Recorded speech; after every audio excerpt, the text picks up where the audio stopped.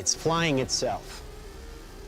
Its processor can react 100 times faster than a human.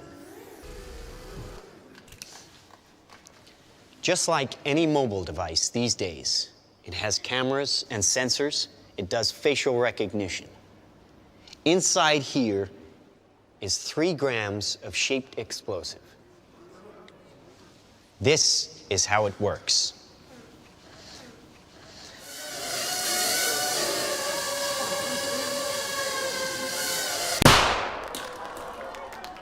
That little bang is enough to penetrate the skull and destroy the contents.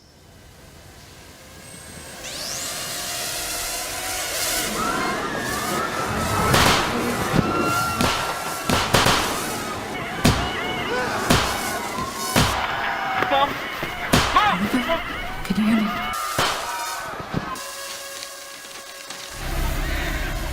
I can hear it.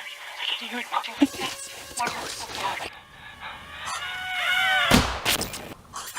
Authorities are still struggling to make sense of an attack on university campuses worldwide, which targeted some students and not others. Who could have done this? Anyone.